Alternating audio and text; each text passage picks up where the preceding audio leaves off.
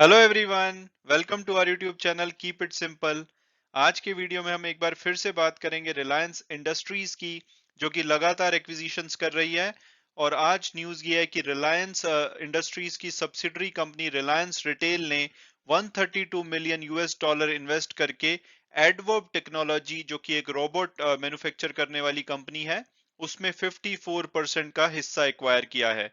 तो इस टॉपिक को हम इस वीडियो में डिटेल में डिस्कस करेंगे और ये भी बात करेंगे कि क्या आपको करंट प्राइस पे रिलायंस का शेयर लेना चाहिए या नहीं। और आगे बढ़ने से पहले अगर आपने अभी तक चैनल को सब्सक्राइब नहीं किया तो प्लीज सब्सक्राइब करके हमें मोटिवेट कीजिए। तो सबसे पहले अगर हम बात करें उन दो पार्टीज की जो कि इस डील में इन्वॉल्व हैं, पहली पार्टी है रिलायंस रिटेल। आप इसको आई एम श्योर जरूर जानते होंगे, इनके बहुत सारे फेमस ब्रांड्स हैं जो आप यहाँ पे देख सकते हैं। अगर हम इनके बिजनेसेस को प्राइमरली सेगमेंट में डिवाइड करें तो इनके चार सेगमेंट निकल कर आते हैं। पहला है ग्रोसरी कंजम्पशन का, जिसमें कि रिलायंस फ्रेश वगैरह आते हैं। दूसरा इनका कंज्यूमर इलेक्ट्रॉनिक्स का, जिसमें कि रिलायंस डिजिटल, माई जियो स्टोर वगैरह आते हैं। तीसरा सेगमेंट है इनका फैशन और लाइफस्टाइल का, जिसमें कि रिलायंस ज्वेल्स, रिलायंस ट्रेंड्स वगैरह के बिजनेसेस आते हैं। और चौथा इनका डिजिटल कॉमर्स चैनल है, जो कि ये एजियो.com के थ्रू करते हैं। और इनके 150 मिलियन से ज्यादा कस्टमर्स हैं, जो कि इनके किसी ना किसी रिलायंस रिटेल के स्टोर से बाइंग करते हैं। और 2020 का अगर डेटा देखा जाए तो इनके 64 करोड़ फुटफॉल्स थे, जिन्होंने कि किसी ना किसी स्टोर में विजिट किया इनके। और इनके सभी स्टोर में मिला करके 1 लाख से ज्यादा ट्रांजैक्शन होती हैं हर घंटे में।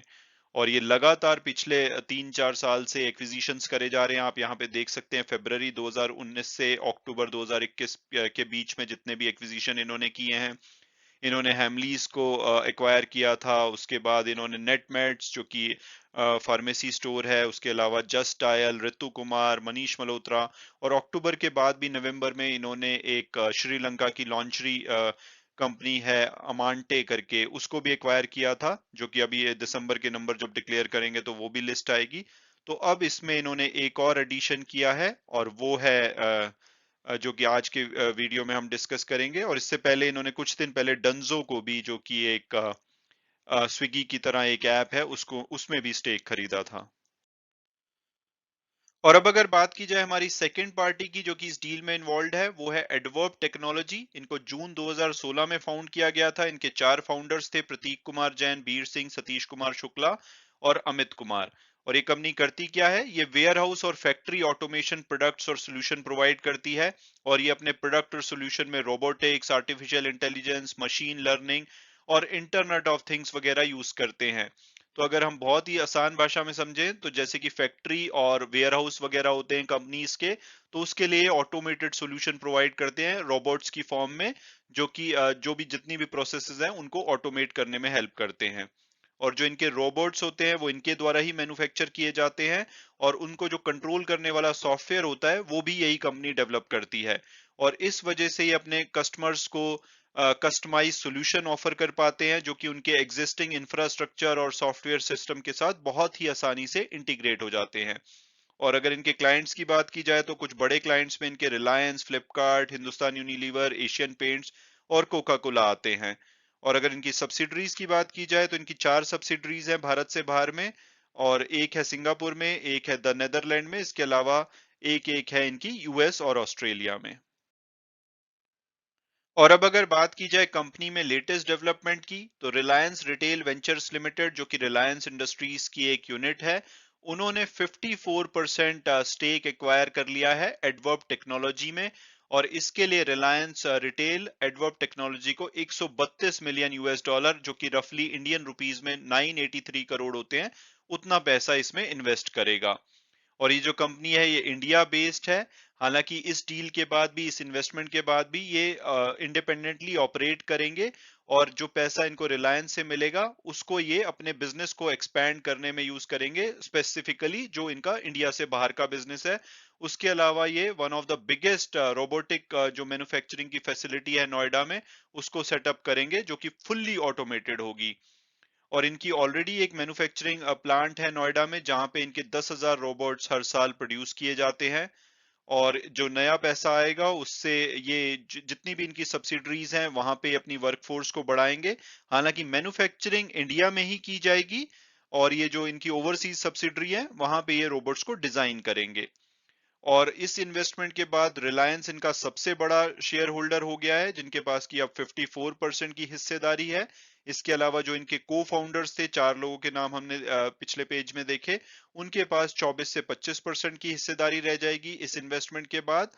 और बाकी का जो हिस्सा बचता है वो कुछ जो इनके अर्ली इन्वेस्टर हैं, जैसे कि दानी फैमिली फ्रॉम एशियन पेंट्स, उन्होंने इसमें इन्वेस्ट किया हुआ है, तो उस तरह से जो अर्ली इन्वेस्टर है उनके पास बाकी का हिस्सा रह जाएगा। और अब अगर बात की जाए कि भाई इस डील के बारे में एडवर्ब टेक्नोलॉजी के सीईओ का क्या कहना है, तो उन्होंने कहा है कि रिलायंस इनके one of the important client है, और रिलायंस के साथ मिलकर के इन्होंने जियो मार्ट जो ग्रोसरी बिजनेस है उसके लिए इन्होंने हाईली ऑटोमेटेड वेयर हाउसेस को डेवलप किया है। और इनका जो कंफर्ट लेवल और ट्रस्ट फैक्टर रिलायंस के साथ ऑलरेडी है, और जिसकी वजह से ये एसोसिएशन बन पाई है। और इन्होंने कहा है कि जो ये नई इन्वेस्टमेंट रिलायंस से आई है उससे इनका जो वैल्यूएशन है वो यूएस डॉलर में 265 मिलियन से लेकर के 270 मिलियन हो जाएगा। अगर हम इंडियन रुपीस में बात करें तो लगभग 2000 करोड़ रुपए के आसपास हो जाता है। और इनका कहना है कि जो रिलायंस के साथ ये स्ट्रेटेजिक पार्टनरशिप होगी, इसमें ये 5G टेक्नोलॉजी को लीवरेज करेंगे, और उससे ये और भी ज्यादा एडवांस और अफोर्डेबल रोबोट्स बनाएंगे। और इनके सीईओ का कहना है कि ऑलरेडी इनकी कंपनी प्रॉफिटेबल है, और जो ये नया पैसा आएगा इसको ये देश से बाहर एक्सपेंशन में और अपनी जो मैन्युफैक्चरिंग फैसिलिटी है उसको एक्सपेंड करने में यूज करेंगे। और इनका कहना है कि अभी 80% के आसपास का जो रेवेन्यू है वो इंडिया से ही आता है, लेकिन फ्यूचर में ये चाहते हैं कि 50% इंडिया से आए और 50% इनका बाहर, इंडिया के बाहर से आए। तो 4 से 5 साल में ये इस रेशो को टारगेट करना चाहते हैं कि 50-50 इनका रेवेन्यू हो। और इसमें से अभी सॉफ्टवेयर सेगमेंट से इनका 15% के आसपास का रेवेन्यू आता है, उसको भी ये काफी बढ़ाना चाहते हैं। और ये एक नई मैन्युफैक्चरिंग फैसिलिटी 2022-23 फाइनेंशियल ईयर में खोलने वाले हैं। उसके बाद जो इनकी रोबोट्स मैन्युफैक्चर करने की कैपेसिटी है वो 10,000 से बढ़कर के 50,000 रोबोट्स हो जाएगी। और इनका कहना है कि जो रेवेन्यू है, पिछले साल इनको 200 करोड़ का रेवेन्यू हुआ था, और इस साल ये उम्मीद कर रहे हैं कि ये 100% बढ़ के जब ये फाइनेंशियल ईयर एंड होगा तो इनको 400 करोड़ का रेवेन्यू होने की उम्मीद है। और आने वाले 5 से 6 साल में ये $1 बिलियन कंपनी बनना चाहते हैं, यानी कि इनका जो रेवेन्यू है ये 7,500 करोड़ के आसपास करना चाहते हैं। और इन्होंने बोला है कि ये सभी जितनी भी मैन्युफैक्चरिंग होती है या डिजाइनिंग होती है अभी इंडिया में होती है, और इसको दुनिया भर में इनके रोबोट्स को डिलीवर किया जाता है। और जो ये पैसा आएगा उससे ये सभी जो भी इनकी सब्सिडरीज है वहां पे वर्कफोर्स एक्सपैंड करेंगे, यानी कि वहां पे लोग हायर करेंगे।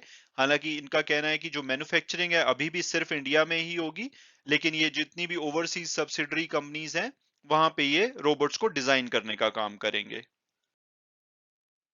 और अब अगर बात की जाए कि क्या करंट प्राइस पे हमें रिलायंस का शेयर लेना चाहिए या नहीं, तो सबसे पहले अगर हम इसकी पास्ट परफॉर्मेंस देखें तो 3 साल में इन्होंने 115% की रिटर्न दी है। पिछले एक साल में इनकी 27% के आसपास की रिटर्न है।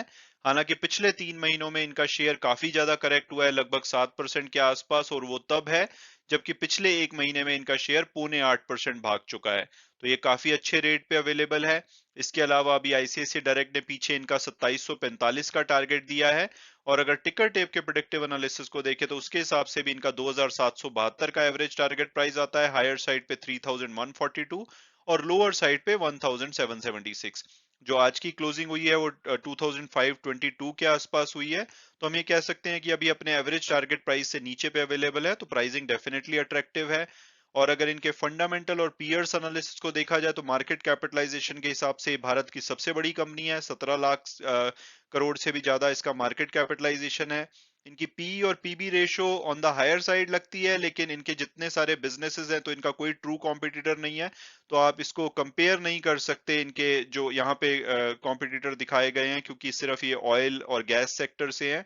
तो ये मल्टी इंडस्ट्री कंपनी है, लेकिन इनकी रिटर्न ऑन इक्विटी 7% की है। इसके अलावा ये प्रॉफिटेबल कंपनी है। डेट भी इनका अगर नेट बेसिस पे देखा जाए तो इनका जीरो है, यानी कि जितना भी डेट है उतना इनके पास कैश भी पड़ा हुआ है। तो इसलिए कंपनी के फंडामेंटल्स काफी सॉलिड लगते हैं। और अगर आपने मेरे पुराने वीडियोस देखे हैं तो मैं हमेशा ही इस कंपनी का बहुत बड़ा फैन रहा हूँ करंट रेट पे। और मुझे उम्मीद है कि अगर इनके बिजनेसेस को देखा जाए तो इनका जो सितंबर के नंबर है, इनका 57% रेवेन्यू ऑयल टू केमिकल से आता है, जो कि इनका ब्रेड एंड बटर बिजनेस है। उसके अलावा जो इनका दूसरे नंबर का बिजनेस है रिलायंस रिटेल, आपने देखा कि कितने ज्यादा एक्विजिशन कर रहे हैं और इसमें ये बहुत ही अच्छा करने वाले हैं आने वाले टाइम में। उसके अलावा जियो में इनका 11% रेवेन्यू आता है और वो उसमें ये मार्केट लीडर है, सबसे ज्यादा सब्सक्राइबर है इनके पास। इसके अलावा आने वाले टाइम में बहुत बड़ी इन्वेस्टमेंट करने वाले हैं ग्रीन एनर्जी सेक्टर में। ये 3 साल में $10 बिलियन इन्वेस्ट करने वाले हैं, तो वहां पे भी ये बहुत ही बड़े प्लेयर होने वाले हैं और मुझे लगता है कि वो एक ऐसा सेक्टर है जो कि अगले 10 साल में बहुत ज्यादा फोकस में रह सकता है। इसके अलावा इनके दूसरे भी बिजनेसेस हैं जहां पे ये अच्छा करते हैं। तो ओवरऑल इनका जो पोर्टफोलियो है बहुत ही स्ट्रांग लगता है। तो जैसा कि मैंने पहले कई बार बोला है कि अगर मेरे पास एक ही ऑप्शन हो कि मैं एक ही शेयर ले सकता हूं तो मैं शायद रिलायंस लेना चाहूंगा। हालांकि इसमें थोड़ी बहुत बढ़ोतरी देखी गई है पिछले 1 महीने में, बट मुझे लगता है कि अभी भी इसका शेयर बहुत ही अट्रैक्टिव प्राइस पे है, करंट प्राइस पे भी। और अगर कोई भी करेक्शन आती है तो मेरी पर्सनल ओपिनियन में इस शेयर को लिया जा सकता है। ये आपको 1 साल में 10 से 25% की रिटर्न दे सकता है, और अगर आप लॉन्ग टर्म विजन रखते हैं तो ये बहुत ही अच्छी रिटर्न आने वाले 10 साल के अंदर आपको दे सकता है। हालांकि वीडियो क्लोज करने से पहले मैं हमेशा की तरह डिस्क्लेमर दूंगा कि जो भी व्यूज थे वो मेरे पर्सनल थे। अगर आप इसमें इन्वेस्ट करना चाहते हैं तो अपने फाइनेंशियल एडवाइजर से बात कीजिए। उसके बाद अगर आप कंफर्टेबल फील करते हैं तभी आप इसमें इन्वेस्ट कीजिए। Thanks so much for watching the video and God bless you all.